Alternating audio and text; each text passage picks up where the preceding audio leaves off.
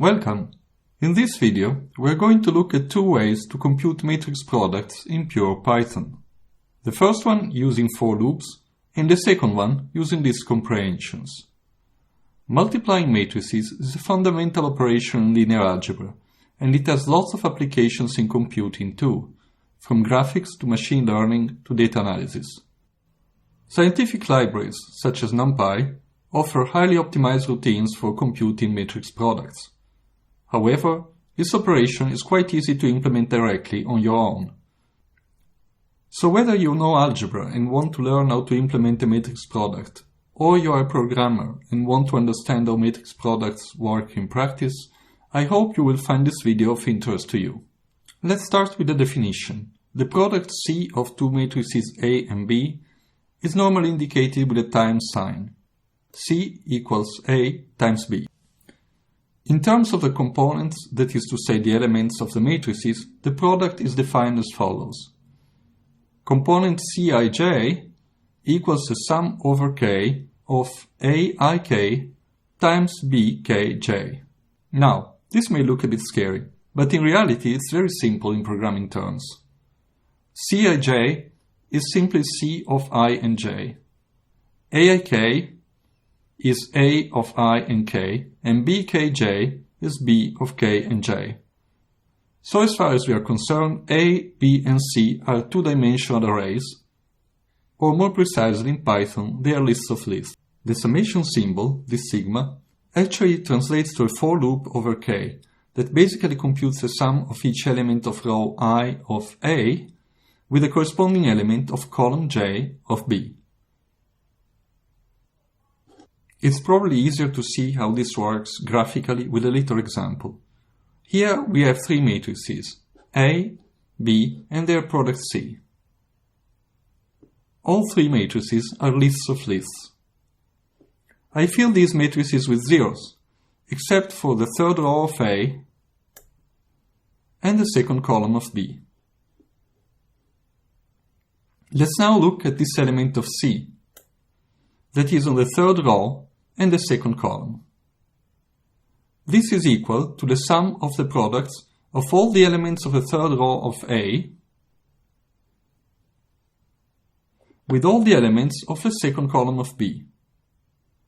This sum is 5, and it is basically the scalar product of this row vector and this column vector, if you are familiar with that terminology.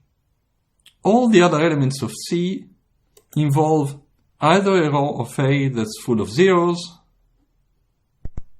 or a column of B that's full of zeros, and therefore they are all zero. Note that, for all this to make sense, the number of columns of A must be equal to the number of rows of B. Otherwise, the matrix product is not defined. So let us look first at how to implement this product using nested for loops. For this, we will need a helper function that creates a matrix full of zeros. I have essentially defined this in another video, and I'll put a link below in the description. It returns a matrix with m rows and n columns full of zeros, encoded in a row major layout. By row major, I mean that all the elements of a row are part of the same sublist. All the matrices we have seen so far are in fact encoded in this way. So once again, refer to the other video for the definition of this zeros function. Here we can quickly see how it works. We can create a small matrix of zeros by typing zeros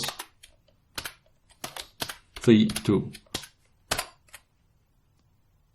And here it is.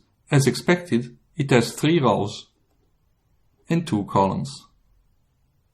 I'm going to use integers throughout because this makes examples much easier to read. But of course, this would work just as well with floats. Okay, so let us get started with the product proper. I'll call this first implementation matmul4 to distinguish it from the following implementation using comprehensions. This function returns the product of matrices mat.A and mat.B computed using nested for loops.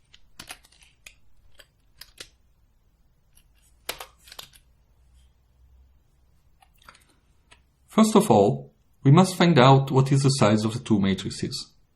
Let's use II for the number of rows of A and KK for the number of columns.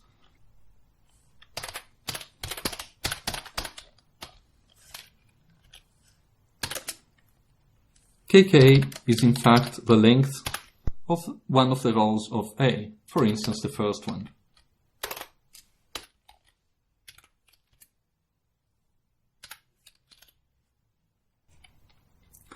For mat B, likewise, we'll use a variable QQ for the rows and the variable JJ for the columns. So QQ equals length of mat B, and JJ is the length of mat B of 0, which is the first row. Here I'm using the same letter twice for the number of rows and columns, and then I'll be using I, K, Q and J as the corresponding indices or running variables, just for clarity. Now actually, it turns out that KK and QQ must be the same. Otherwise, if the rows of mat A are not of the same length as the columns of mat B, we will not be able to compute a product. So we better check for that, and if this is not the case, we can raise an error. Specifically, if KK is not equal to QQ, we can raise a value error.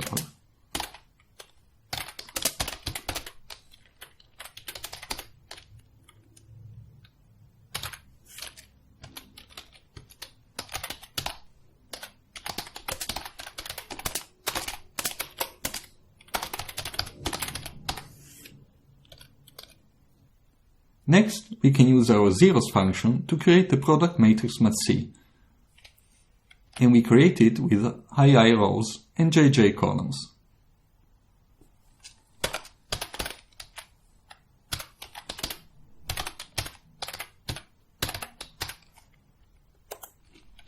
At this point, we are ready to compute the entries of mat C one at a time. We have to loop over the rows of mat C first, so we write for I in range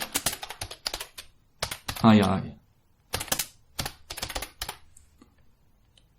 Inside this for loop, we have to loop over the columns of mat C. For J in range JJ.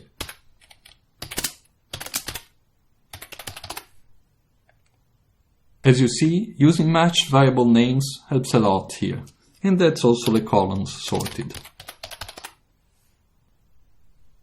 Let us now define a variable for the value we want to store in mat C at position ij. Let's call that entry. To compute this, we need a loop over k. K is meant, as we have seen, to vary over the shared length of a row of mat A and of a column of mat B. So we write for k in range kk. We add to entry the product of mat A, row I and column k,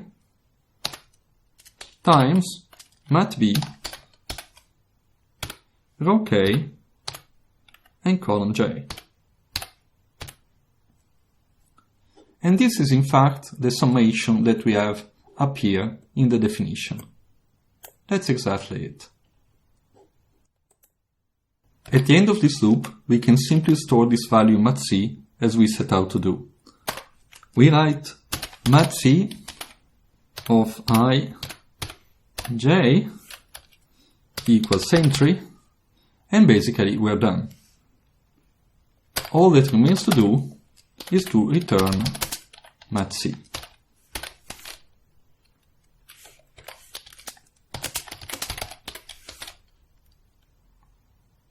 Let's try and see how this works. I'll define here a couple of test matrices. The first one, A, has these entries: 1, 0, 1, and 0, 1, 0. This matrix is 2 times 3. Next, I'll type in another matrix B, and let's make it 3 times 2 with rows 1, 0, 0, 1, and again 1, 0.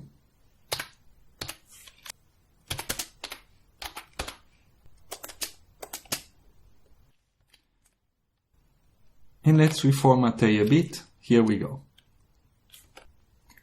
As you have seen, I've chosen these matrices carefully. Basically, the first row of A has ones in the same positions where the first column of B has them. In fact, the first row of A is equal to the first column of B. And this same row of A is actually orthogonal to the second row of B, meaning in this case that the row has a 0 where the column has 1 and vice versa, so that the sum of the pairwise products will be 0. The second row of A, likewise, is equal to the second column of B, but it will yield a 0 when it's multiplied by the first column of B. So we expect a diagonal 2 by 2 matrix as a result of the product, and in fact, here it is. Okay, next, let us try to implement the matrix product using nested list comprehensions. Now that we have it, we can use the previous implementation as a guide. The first part of the function does not really change, so I will copy it from above. Basically, we'll still need in any case to retrieve the number of rows and columns of mat A and of mat B, and of course we also still need to check that there are as many columns of mat A as there are rows of mat B.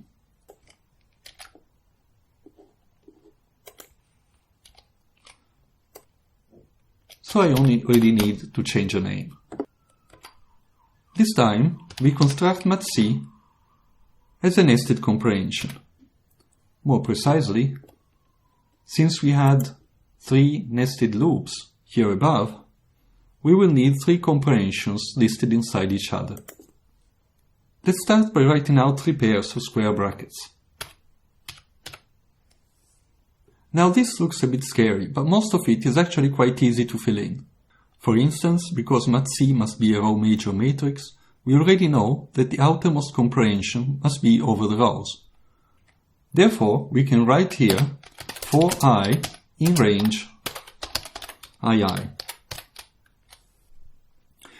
The first nested comprehension must then be over the columns of mat C, and therefore we can write here for j in range jj. So these two are sorted without much effort. This leaves us with the inner comprehension here, and with this one we have to sum over the products of corresponding items in the row of one matrix and the column of the other. So let me put the sum in front, and then let's fill in what remains. We can actually scroll back up to the definition, and we see precisely what we need to compute. This is in fact the product of mat A ik times mat B kj.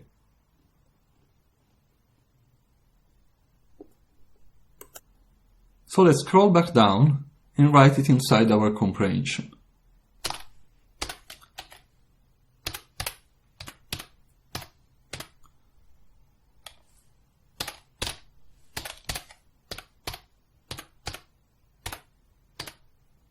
Now this product must be calculated for all the values of k.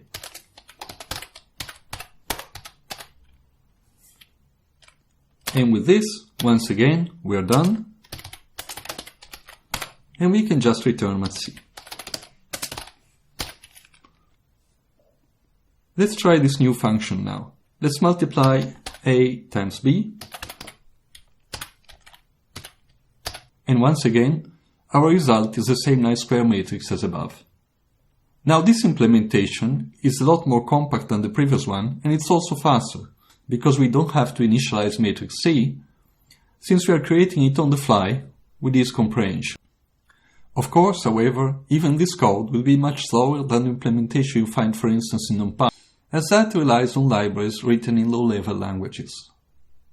I'm making this code available as a Jupyter Notebook on Google Colab. Just click on the link in the description and the notebook will open up in your browser. You will need to be logged into your Google account for this to work, and you may also get a warning that this notebook was not developed by Google and may potentially be harmful. The notebook only contains actually the code that you have seen in this video, so it is quite safe to click through. Once in the notebook, you will be able to run the code by clicking on these little black arrows, and you will also be able to edit it and experiment with it as you like. This is all for now. I hope you enjoyed this video, and many happy lines of coding from the Apache Python.